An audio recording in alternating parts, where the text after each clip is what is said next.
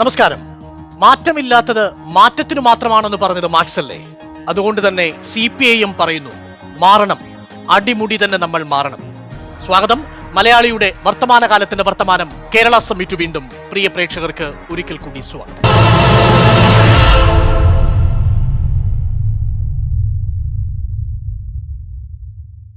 ആദർശബന്ധിതവും കൃത്യമായും പ്രത്യയശാസ്ത്ര ബലവുമുള്ള ഒരു ഭൂതകാലത്തിന്റെ ഗൃഹാതുരത്വത്തിന്റെ കാവലിലായിരുന്നു CPIM. എന്നാൽ ഈ കാവൽ CPIMനെയോ മൊത്തത്തിൽ ഇടതുപക്ഷത്തെയോ ഈ തെരഞ്ഞെടുപ്പിൽ സഹായിച്ചില്ല. ആ ഗൃഹാതുരത്വത്തിന്റെ കാവലിൽ നിന്നും CPM ജനാധിപത്യത്തിന്റെ പരാജയത്തിന്റെ ആഴം അളന്നു നോക്കിയപ്പോൾ മനസ്സിലാവുന്നു, മാറേണ്ടത് തങ്ങൾ തന്നെയാണ്. ഒപ്പം ഇടതുപക്ഷത്തിന്റെ ഇന്ത്യയുടെ വർത്തമാനകാലത്തിന്റെ പ്രശ്നവും സാധ്യതയും എത്രത്തോളമുണ്ട് ഞങ്ങൾ അന്വേഷിക്കുന്നു. കേരള സമ്മിറ്റിൽ ഇടതിനുണ്ടോ ഇനിയൊരിടം?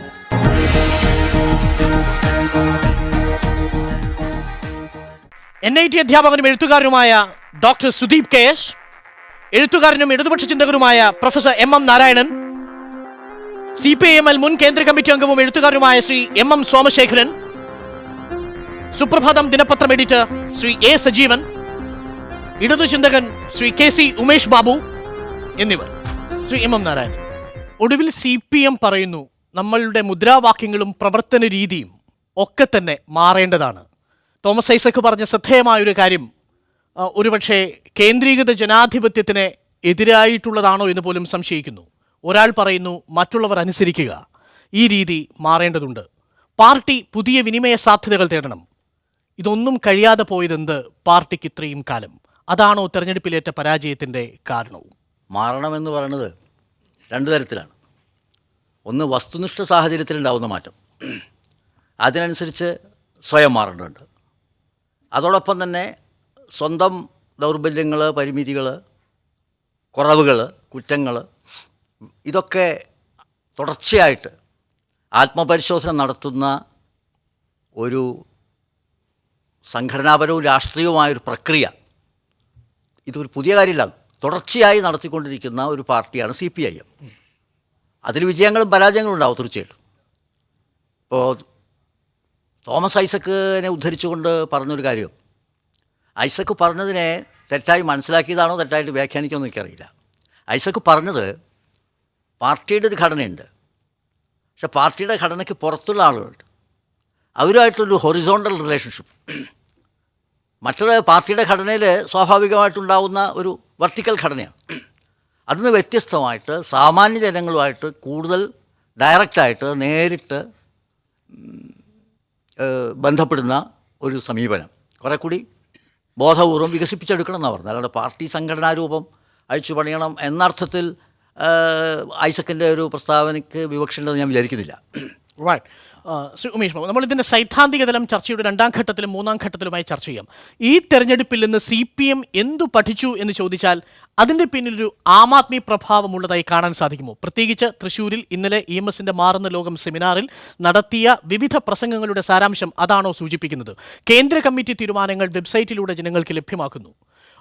പൂർണ്ണമായും ഇതിനെ ഒരു ജനാധിപത്യ പാർട്ടിയാക്കി മാറ്റുന്നതിന് വിവിധ ആൾക്കാരുമായി ഇടപഴകി പ്രവർത്തിക്കേണ്ടതുണ്ട്, അവരെ കൂടി വിശ്വാസത്തിലെടുക്കേണ്ടതുണ്ട് എന്നൊക്കെ പറയുമ്പോൾ പഠിച്ച പാഠം എന്താണ് എന്ന് നമുക്ക് അറിഞ്ഞുകൂടാ. പക്ഷേ CPM എങ്ങനെയാണ് അതിന് ആ ഘട്ടത്തിൽ പ്രതികരിച്ചത് എന്ന് കാണുമ്പോൾ അത്ഭുതം തോന്നേണ്ടതാണ്. കാരണം CPM ഒരു മാർക്സിസ്റ്റ് പാർട്ടിയെ പോലെയല്ല പ്രതികരിച്ചത്. ഒരു പക്ഷേ സോവിയറ്റ് യൂണിയനിലെയും കിഴക്കൻ യൂറോപ്പിലെയും പഴയ സോഷ്യലിസ്റ്റ് വ്യവസ്ഥകളുടെ തകർച്ചയ്ക്ക് ശേഷം പശ്ചിമ യൂറോപ്പിലെ പാർട്ടികൾ പ്രതികരിച്ചതുപോലെയാണ് CPM ഇത്തവണത്തെ തെരഞ്ഞെടുപ്പിന് ശേഷം പ്രതികരിച്ചുകൊണ്ടിരിക്കുന്നത്. അവർ ആകെ നഷ്ടപ്പെട്ടു എന്നൊരു നിലപാടിലാണ്. അതിൻ്റെ ഒരു പോളിറ്റ് ബ്യൂറോ, ആദ്യത്തെ പോളിറ്റ് ബ്യൂറോ യോഗം, തെരഞ്ഞെടുപ്പ് ഫലം വന്നതിന് ശേഷമുള്ള പോളിറ്റ് ബ്യൂറോ യോഗം നടന്നതിൻ്റെ ഒരു വിവരം അതുമായി ബന്ധപ്പെട്ട ഒരാൾ പറഞ്ഞ അനുഭവം വെച്ച് നോക്കുകയാണെങ്കിൽ അത്ഭുതകരമാണ്. എല്ലാവർക്കും പോകണമെന്നാണ്.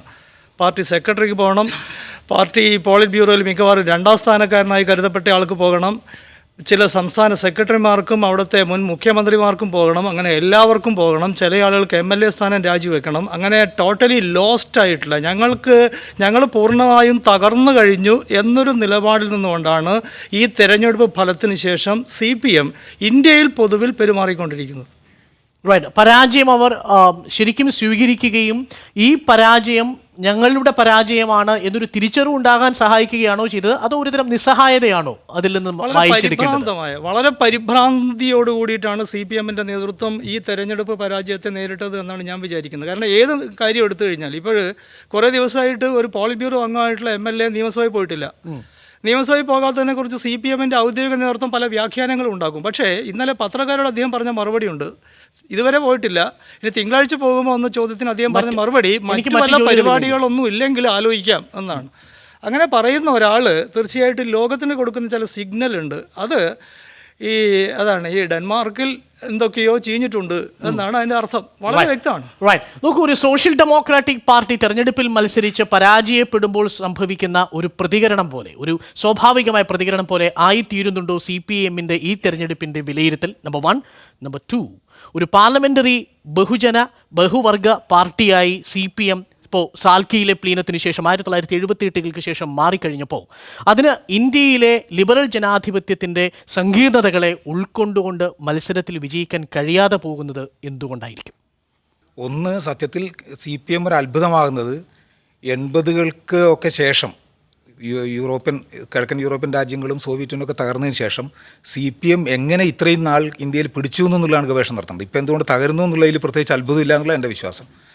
വളരെ ലോങ് എവൈറ്റഡ് എന്ന് പറഞ്ഞില്ലേ, ശരിക്കും പ്രതീക്ഷിച്ചിരുന്നൊരു കാര്യം സംഭവിച്ചുകൊണ്ടിരിക്കുകയാണ്. നമ്മളൊക്കെ പുറത്തുനിന്ന് പറഞ്ഞുകൊണ്ടിരുന്നതാണ്. CPM-കാർ മാത്രമേ അത് അതിൻ്റെ നേതൃത്വം മാത്രമേ തിരിച്ചറിയായിരുന്നിട്ടുള്ളൂ എന്നാണ് എനിക്ക് തോന്നുന്നത്. രണ്ടാമത്തെ പ്രശ്നം, ഇന്ത്യയെ സംബന്ധിച്ചിടത്തോളം എടുത്ത് പറഞ്ഞാൽ ഇന്ത്യ എന്ന് പറയുന്നത് എനിക്ക് തോന്നുന്നത് CPM എന്നൊരു പാർട്ടിയുടെ മുമ്പിൽ ഒരിക്കലും ഉണ്ടായിരുന്നില്ല എന്ന് എനിക്ക് തോന്നിയിട്ടുള്ളത്. പണ്ട് ഞങ്ങളുടെ കുട്ടിക്കാലത്ത് ചെങ്കോട്ടയിലും ചെങ്കൊടി വാർന്നൊക്കെ ഒരു മുദ്രാവാക്യമൊക്കെ വിളിച്ചൊരു ആളാണ് ഞാൻ. പിന്നീട് അങ്ങനെ ഒരു മുദ്രാവാക്യം ഇപ്പോൾ ഇന്ന് പോയി. മാത്രമല്ല ഈ പാർട്ടികൾ ശരിക്കും പ്രാദേശികമായിട്ടുള്ള ഈ ബംഗാളിൻ്റെയും കേരളത്തിൻ്റെയും ചെറിയ തോതിൽ ത്രിപുരയുടെയും പ്രാദേശിക പ്രശ്നങ്ങളിൽ പെട്ട് കളിക്കുകയല്ലാതെ ഇന്ത്യ എന്ന് പറയുന്നൊരു ചിത്രം തന്നെ ഈ കമ്മ്യൂണിസ്റ്റ് പാർട്ടികളുടെ മുമ്പിൽ നിന്ന് നഷ്ടപ്പെട്ട് എത്രയോ വർഷങ്ങളായി. 50-കൾക്ക് ശേഷം അതുണ്ടായിട്ടില്ല. പിന്നെ ഇങ്ങനെ ഇന്ത്യയുടെ സങ്കീർണതകളുമായിട്ട് നേരിട്ടത് മുമ്പോട്ട് പോവുക. അപ്പോൾ ഇന്ത്യയിലെ പ്രശ്നത്തിൽ യഥാർത്ഥത്തിൽ വളരെ നേരത്തെ ഉണ്ടായിരുന്ന കാരണങ്ങൾ മറ്റു പല സാഹചര്യങ്ങൾ കൊണ്ടും മറ്റു പല കാരണങ്ങൾ കൊണ്ടും നീട്ടിക്കൊണ്ടുപോകുക മാത്രമാണ് ഉണ്ടായിട്ടുള്ളത്. ഇന്നിപ്പോൾ അത് വളരെ കാലമായിട്ട് പ്രതീക്ഷിക്കുന്ന ഒരു സംഭവം സംഭവിച്ചുകൊണ്ടേയിരിക്കുന്നു. അതിൽ നിന്ന് പാഠങ്ങൾ പഠിക്കുക എന്നൊക്കെ പറഞ്ഞാൽ നമ്മൾ അത്ഭുതപ്പെടുന്ന കാര്യം CPM നേതൃത്വം ഇത്ര അപ്രായോഗികമതികളായിരുന്നു നമുക്ക് ഇപ്പോഴാണ് ബോധ്യപ്പെടുന്നത്. യഥാർത്ഥത്തിൽ അവരുടെ അവസ്ഥ എന്താണെന്ന് അവർക്ക് ഒട്ടും തന്നെ എന്ത് ചെയ്യാൻ കഴിഞ്ഞിട്ടില്ല, മനസ്സിലാക്കാൻ കഴിഞ്ഞിട്ടില്ല. നോക്കൂ, കുറച്ചെങ്കിലും പാർലമെന്റിൽ മത്സരിക്കാനും തെരഞ്ഞെടുപ്പിൽ മത്സരിക്കാനും മുഖ്യധാരാ സമൂഹവുമായി ചേരാനും MLനേക്കാൾ കൂടുതൽ കഴിഞ്ഞ പാർട്ടിയാണ് CPM.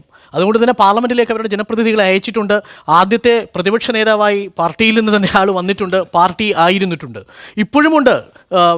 ഡബിൾ ഡിജിറ്റിൽ താഴെ പോയിട്ടില്ല പാർട്ടി, ആ ഘട്ടത്തിലേക്ക് എത്തിയിട്ട് പോലുമില്ല.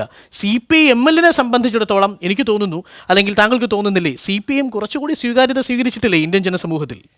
അതിലും രണ്ട് വ്യത്യാസമുണ്ട്. ഇപ്പോൾ CPI എന്ന് പറഞ്ഞ പാർട്ടികൾ ഏതാണ്ട് 40-കളിൽ ദേശീയ പ്രസ്ഥാനത്തോടൊപ്പം പിന്നീട് കാർഷിക പ്രശ്നമൊക്കെ ഏറ്റെടുത്ത് 40-കളിലും 50-കളിലും സൃഷ്ടിച്ചെടുത്ത ഒരു അടിത്തറയുടെ മുകളിലാണ് നിലനിൽക്കുന്നത്. അതിനുശേഷം അത് വളർന്നതായിട്ട് ഈ പാർട്ടികൾ പോലും അവകാശപ്പെടുന്നില്ല. എല്ലാവർക്കും അറിയുന്നൊരു കാര്യമാണ്, അംഗത്വത്തിൽ കൂടുതലുണ്ട്. ഇപ്പോൾ കേരളത്തിലും ബംഗാളിലും ഇപ്പോഴും അംഗത്വം കൂടുന്നു എന്നാണ് ഇപ്പോഴും അവർ പറയുന്നത്. അപ്പോൾ അതിലൊന്നും വലിയ അർത്ഥമില്ല, എല്ലാവർക്കും അറിയുന്ന കാര്യമാണത്.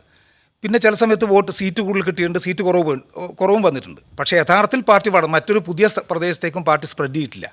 അന്നുള്ള സ്ഥലങ്ങളിൽ തന്നെ പാർട്ടി നിൽക്കുകയാണ്. അന്നുണ്ടായിരുന്ന 50-കളിൽ ഉണ്ടായിരുന്ന സ്ഥലങ്ങളിൽ നിന്ന് ഏതാണ്ട് ഇല്ലാതാവാണേറ്റുള്ളത്. നോക്കൂ സജീവൻ, ഇന്ത്യയുടെ വർത്തമാനകാല രാഷ്ട്രീയ പ്രതിസന്ധികളുടെ പല ഉത്തരങ്ങളും CPMന്റെ സിദ്ധാന്തത്തിലില്ലേ? ആഗോളവൽക്കരണത്തിൻ്റെ, സ്വകാര്യവൽക്കരണത്തിൻ്റെ, വർഗീയവാദത്തിൻ്റെ പല കൃത്യമായ ഉത്തരങ്ങളും CPMന്റെ സൈദ്ധാന്തികമായിട്ടുള്ള പിൻബലത്തിൽ നിന്നുകൊണ്ടത് പ്രായോഗവൽക്കരിച്ചാൽ നമുക്ക് പരിഹരിക്കാൻ കഴിയുന്നതല്ലേ? എന്നിട്ടും കാലത്തിൻ്റെ ആവശ്യകത CPMനെ ഒരുപാട് ആവശ്യപ്പെട്ടിട്ടും എന്തുകൊണ്ടാണ് ലോകം CPMനെ സ്വീകരിക്കാത്തത്? ഇന്ത്യയുടെ രാഷ്ട്രീയ ലോകം CPMൻ്റെ മാത്രമല്ല, നമ്മൾ പൊതുവെ കാണേണ്ടത് മാർക്സിയൻ ഐഡിയോളജി, മാർക്സിയൻ ചിന്താധാരകളിൽ ഉള്ളതാണ് ഈ ഉത്തരങ്ങളെല്ലാം. അവിടെ നിന്നൊരു മാറ്റം ഉണ്ടായിരുന്നില്ല. മാറ്റം വേണമെന്നിപ്പോൾ പറയുന്ന പോലും തെറ്റാണ്. അവിടെ നിന്ന് CPM ഉൾപ്പെടെയുള്ള ML ഉൾപ്പെടെയുള്ള പാർട്ടികൾക്ക് വന്നിട്ടുള്ള മാറ്റമാണ്. യഥാർത്ഥത്തിൽ എന്താണോ മാർക്സ് പറഞ്ഞിട്ടുള്ളത്, ഏംഗൽസ് പറഞ്ഞിട്ടുള്ളത്, ഇവരെ ഇങ്ങനെ ആ ഐഡിയോളജിയെ പൂർണ്ണമായിട്ട് ഉൾക്കൊള്ളുകയും അതിന് നേരത്തെ പറഞ്ഞില്ല, 40-കളിലും 50-കളിലും ഉണ്ടായിരുന്ന ജനകീയ അടിത്തറ എന്ന് പറയുന്നത് ജനങ്ങൾക്കിടയിൽ പ്രവർത്തിച്ചിട്ടാണ്, ഐഡിയോളജി ചർച്ച ചെയ്തിട്ടല്ല. ഏറ്റവും അത്ഭുതം തോന്നുന്ന സംഭവം, ഇപ്പോൾ താങ്കൾ പറഞ്ഞു ഈ EMSൻ്റെ ലോകമായിട്ട് ബന്ധപ്പെട്ട് സെമിനാറുകൾ നടക്കുന്നില്ലേ, അവിടെ അവതരിപ്പിച്ചുള്ള പ്രബന്ധങ്ങളുടെ പേര് ഞാൻ അത്ഭുതം തോന്നിപ്പോയി. ഓർത്ത് പറയാൻ പോലും പറ്റാത്ത രീതിയിലുള്ള വിഷയങ്ങളാണ് ചർച്ച ചെയ്യുന്നത്. ഇവിടുത്തെ ജനകീയ പ്രശ്നങ്ങൾ 40-ലും 50-കളിലൊക്കെ ഇവിടെ കമ്മ്യൂണിസ്റ്റ് പാർട്ടിക്ക് ഉണ്ടായിരുന്ന ബലമെന്ന് പറയുന്നത് ജനങ്ങൾക്കിടയിൽ പ്രവർത്തിക്കുന്നു, കർഷകർക്കിടയിലെ കർഷക തൊഴിലാളികൾക്കിടയിൽ പ്രവർത്തിക്കുന്നു. നേതാക്കന്മാർ ഒളിവിൽ കഴിയുമ്പോഴും ഈ സാധാരണക്കാരൻ്റെ ഡൗൺ ട്രോഡൻ എന്ന് പറയുന്ന അവർക്കിടയിൽ പ്രവർത്തിച്ചിരുന്ന അതാണ് ആ അടിത്തറ ഉണ്ടാക്കിയത്. ഞാൻ വരാം സജീവൻ. സുദീപ്, നോക്കൂ, ഒരു ലിബറൽ ജനാധിപത്യ രാജ്യത്തിന്റെ സെറ്റപ്പിൽ നിന്നുകൊണ്ട് അവിടെ ബൂർഷ്വാ മാധ്യമങ്ങളുണ്ട്, അവിടെ കോർപ്പറേറ്റുകളുണ്ട്, ഫണ്ട് ചെയ്യുന്ന ഏജൻസികളുണ്ട്, വെസ്റ്റേൺ താല്പര്യങ്ങളുണ്ട്. ഇതെല്ലാം ഇന്ത്യയുടെ രാഷ്ട്രീയ സാഹചര്യത്തിലെ നിർണായകമായ സാമ്പത്തിക ശക്തികളായിരിക്കുന്ന സാഹചര്യത്തിൽ ഒരു ജനകീയ ജനാധിപത്യ വിപ്ലവം സ്വപ്നം കണ്ടുകൊണ്ട് പാർലമെന്ററി ജനാധിപത്യ രീതി സ്വീകരിച്ചപ്പോൾ CPM എവിടെയെങ്കിലും പിഴച്ചു പോയിട്ടുണ്ടോ? അതാണോ ഈ തെരഞ്ഞെടുപ്പിൽ ഒരുപക്ഷെ നേർത്തു വരാനുള്ള കാരണം? ഇന്ത്യയിലെ കമ്മ്യൂണിസ്റ്റ് പാർട്ടികൾക്ക് ഒന്നടങ്കം തന്നെ ഇന്ത്യ എന്ന ചിത്രം ഒരു കൃത്യമായിട്ട് ഉണ്ടായിരുന്നില്ല എന്നാണ് ഞാൻ തിരിച്ചറിയുന്നത്. അപ്പോൾ ഇത് 40-കളിലും 50-കളിലും CPM ഒക്കെ ശക്തി പ്രാപിച്ചത്, അല്ലെങ്കിൽ CPIM ശക്തി പ്രാപിച്ചത് കർഷകർക്കിടയിലും കർഷക തൊഴിലാളികൾക്കിടയിലും ഒക്കെ പ്രവർത്തിച്ചുകൊണ്ടാണ്. അപ്പോൾ നമ്മൾ കൊയ്യുന്ന വയലെല്ലാം നമ്മുടേതാകും പൈങ്കിളി എന്നൊക്കെ പറഞ്ഞുകൊണ്ട് ഒരു തരത്തിലുള്ള ഒരു മോഹന വാഗ്ദാനം, അല്ലെങ്കിൽ ഇതാ നമുക്ക് ഒരു ചുവന്ന പ്രഭാതം വരാൻ പോകുന്നു എന്നൊക്കെയുള്ള തരത്തിലുള്ള പ്രതീക്ഷകൾ കൊണ്ടാണ് ജനങ്ങൾ ഈ പാർട്ടികളുടെ കൂടെ നിന്നത്. ഇപ്പോൾ നിന്നിട്ടുള്ള സ്ഥലങ്ങളിൽ തന്നെ പലയിടത്തും ഇപ്പോൾ ഇല്ലാതായി പോയിട്ടുണ്ട്. ഇപ്പോൾ ബോംബെയിലൊക്കെ CPI ശക്തമായിരുന്നു, ഒറീസയിലും CPI ഒക്കെ ശക്തമായിരുന്നു. അങ്ങനെ പല സ്ഥലങ്ങളിൽ, ആന്ധ്രയിൽ CPM ശക്തമായിരുന്നു. പക്ഷേ ഇവിടുത്തെ ഇന്ത്യൻ യാഥാർത്ഥ്യങ്ങൾ തിരിച്ചറിയുന്നതിന് കമ്മ്യൂണിസ്റ്റ് പാർട്ടികൾക്ക് പൊതുവേ തന്നെ ഒരു പരാജയം സംഭവിച്ചിട്ടുണ്ട് എന്നാണ് ഞാൻ കരുതുന്നത്. അപ്പോൾ നമ്മൾ മുതലാളിത്തത്തെയോ അല്ലെങ്കിൽ മാധ്യമങ്ങളെയോ മാത്രമായിട്ട് അതിനെ പറഞ്ഞിട്ട് കാര്യമില്ല. ഇപ്പോൾ ഉദാഹരണത്തിന് ഇന്ത്യയിലെ ജാതി യാഥാർത്ഥ്യങ്ങൾ തന്നെ വളരെ അടുത്താണ് CPM ഒക്കെ അത് അങ്ങനെ ഒരു യാഥാർത്ഥ്യം ഉണ്ട് എന്നുള്ള തരത്തിൽ അംഗീകരിക്കാൻ തന്നെ തുടങ്ങിയിട്ടുള്ളത്. അതേപോലെ തന്നെ അവർക്ക് അറ്റ്ലീസ്റ്റ് കേരളത്തിലും ബംഗാളിലും ഒക്കെ ഇപ്പോൾ അവർക്ക് ഉണ്ട് എന്ന് പറയുന്ന ബേസ് ഒരു തരത്തിൽ ഒരു BJP ബേസുമായിട്ട് വളരെയധികം ഇങ്ങനെ ചേർന്ന് നിൽക്കുന്നൊരു ബേസാണ്. അപ്പോൾ അതാണ് നമ്മളിപ്പോൾ ബംഗാളിലെയും കേരളത്തെയും തെരഞ്ഞെടുപ്പ് ഫലം നോക്കിക്കഴിഞ്ഞാൽ CPM നിന്ന് ഏറ്റവും അധികം വോട്ട് ചോർന്ന് പോയിട്ടുള്ളത് BJPയിലേക്കാണെന്ന് കാണാം. അപ്പോൾ ഒന്നുകിൽ CPM കൂടെ നിൽക്കുക, അല്ലെങ്കിൽ പിന്നെ അതിനേക്കാൾ നന്നായിട്ട് ഒരു ഹിന്ദു പാർട്ടിയായി വരുന്ന ഒരു BJPയുടെ കൂടെ നിൽക്കുക എന്നുള്ള തരത്തിലേക്കും ജനം പോകുന്നുണ്ട്. ഈ തെരഞ്ഞെടുപ്പിൽ CPM പ്രചരണ തന്ത്രത്തിൽ ഏതെങ്കിലും തരത്തിലുള്ള പാളിച്ചകൾ ഉണ്ടായിട്ടുണ്ടോ? കേരളത്തിന് പുറത്ത് CPM മുഖ്യ ശത്രുവായി കണ്ടത് BJPയുടെ നേതൃത്വത്തിൽ അധികാരത്തിൽ വരാൻ പോകുന്ന ഹിന്ദു വർഗീയ ശക്തികളുടെ ഫാസിസത്തെയാണ്. എന്നാൽ UPA 2 സാമ്പത്തിക നയങ്ങളെ വിമർശിക്കുന്നതിനുള്ള ഒരു പ്രധാനപ്പെട്ട തയ്യാറെടുപ്പോ അല്ലെങ്കിൽ അത്തരത്തിലുള്ള ഒരു ക്യാമ്പയിൻ സ്ട്രീംലൈൻ ചെയ്യുന്നതിന് CPM അഖിലേന്ത്യാ തലത്തിൽ പരാജയപ്പെട്ടിരുന്നു. മുഖ്യശത്രുവായി BJPയെ കാണുക, വേണ്ടി വന്നാൽ കോൺഗ്രസിനോടൊപ്പം ചേരുക. ആ അർത്ഥത്തിൽ കോൺഗ്രസിന്റെ പരാജയം കൂടി, അതിന്റെ ഷെയർ കൂടി CPM ഏറ്റുവാങ്ങുകയായിരുന്നു. ഒപ്പം BJPയുടെ ഒപ്പം അല്ലെങ്കിൽ BJPയെ രണ്ടാം ശത്രുവായി കണ്ടിരുന്നെങ്കിൽ കിട്ടാവുന്ന സോഫ്റ്റ് ഹിന്ദു വോട്ടുകൾ നഷ്ടപ്പെടുത്തിയോ? Purely on calculation. പറയാനുള്ളത്, ഈ CPIM കമ്മ്യൂണിസ്റ്റുകാർ പൊതുവിലും CPIM വിശേഷിച്ചു ഇന്ത്യ എന്ന് പറയുന്ന ഒരു രാജ്യത്തെ കണ്ടിട്ടില്ല എന്നൊക്കെ പറയുന്ന ആളുകളുടെ ചരിത്രബോധത്തെ സംബന്ധിച്ച് എനിക്ക് വലിയ ബഹുമാനമൊന്നുമില്ല. കാരണം ഇന്ത്യയിലെ കമ്മ്യൂണിസ്റ്റ് പാർട്ടികളുടെ ചരിത്രത്തിൽ തന്നെ ഇന്ത്യയുടെ സവിശേഷതകൾ, ഇന്ത്യയുടെ സ്വാതന്ത്ര്യ സമരം, ഇന്ത്യൻ ദേശീയത, ഇന്ത്യൻ വിപ്ലവത്തിൻ്റെ കാഴ്ചപ്പാടെന്ത്, ഇത് സംബന്ധിച്ച് നടന്നിട്ടുള്ള പ്രായോഗികവും സൈദ്ധാന്തികവുമായിട്ടുള്ള തീവ്രമായ ഉൾപാർട്ടി സമരത്തിൻ്റെയും ഒരു ചരിത്രമാണ് കമ്മ്യൂണിസ്റ്റ് പാർട്ടി ചരിത്രം എന്ന് പറയുന്നത്. ഇന്ത്യ എന്താണെന്ന് മനസ്സിലാക്കുന്നതിന് വേണ്ടി നടത്തിയിട്ടുള്ള ചരിത്രം. ഇതൊന്നും കാണാതെ ഇന്ത്യ എന്താണെന്ന് മനസ്സിലായതാണ്. രണ്ടാമത്തെ ഒരു വിഷയം അദ്ദേഹം പറഞ്ഞു, ജാതി എന്ന് പറയുന്നത് ഇന്ത്യൻ സമൂഹത്തിൻ്റെ ഏറ്റവും പ്രധാനപ്പെട്ട സവിശേഷതയാണെന്ന്. എന്നാൽ ഈ ജാതിയാണ് ഇന്ത്യയുടെ പുരോഗതിക്ക് മുഖ്യ തടസ്സമെന്ന് ഇന്ത്യയെപ്പറ്റി എഴുതിയ ആദ്യത്തെ കമ്മ്യൂണിസ്റ്റുകാരനായ മാർക്സ് മുതൽ പറഞ്ഞിട്ടുള്ള കാര്യമാണ്. ഇതിൻ്റെ അടിസ്ഥാനത്തിൽ തന്നെയാണ് പോയിട്ടുള്ളത്. മാത്രമല്ല, ഈ ജാതി എന്ന് പറയുന്ന പ്രതിഭാസത്തെ ഇതുവരെ ജാതി വിരുദ്ധ സമരത്തിൻ്റെ വലിയൊരു പാരമ്പര്യമുണ്ട്. ഏറ്റവും ചുരുങ്ങിയത് നമുക്ക് വേണമെങ്കിൽ ബുദ്ധൻ്റെ കാലം മുതൽ തുടങ്ങാം. അപ്പോൾ ഒരു 3000 കൊല്ലത്തെ പാരമ്പര്യമുണ്ട്. ഈ 3000 കൊല്ലത്തെ പാരമ്പര്യത്തിൽ ജാതി വിരുദ്ധ സമരങ്ങളുടെ ചരിത്രത്തിന് സാധിക്കാത്ത രീതിയിൽ ഈ വിഷയത്തെ അതിൻ്റെ മർമ്മത്തിൽ ചെന്ന് പിടിക്കാൻ കഴിയുന്നത് കമ്മ്യൂണിസ്റ്റുകാർക്കാണ്. നമുക്ക് കേരളത്തിന്റെ അനുഭവം ഉണ്ടല്ലോ. പക്ഷേ എൻ്റെ ഒരു സംശയം, ഉത്തർപ്രദേശിൽ നോക്കൂ, ഇപ്പോഴും ജാതീയമായ വ്യവസ്ഥ കൂടുതലുള്ള ഇന്ത്യയുടെ ഹൃദയഭൂമി, രാഷ്ട്രീയ കമ്മ്യൂണിസ്റ്റ് പാർട്ടിക്ക് സ്വാധീനമുള്ള സ്ഥലങ്ങളിൽ ഈ പറഞ്ഞ ഇന്ത്യയുടെ പുരോഗതിക്ക് മുഖ്യ തടസ്സമായി നിൽക്കുന്ന പ്രതിഭാസമെന്ന് മാർക്സ് പറഞ്ഞ ഈ ജാതി വ്യവസ്ഥയെ പക്ഷെ അതിന്റെ വിഷപ്പല്ല് പറിക്കാൻ, ജാതി വ്യവസ്ഥയുടെ വിഷപ്പല്ല് പറിക്കാൻ കമ്മ്യൂണിസ്റ്റുകാർക്ക് കഴിഞ്ഞ ചോദ്യം വളരെ പ്രധാനപ്പെട്ട ചോദ്യം.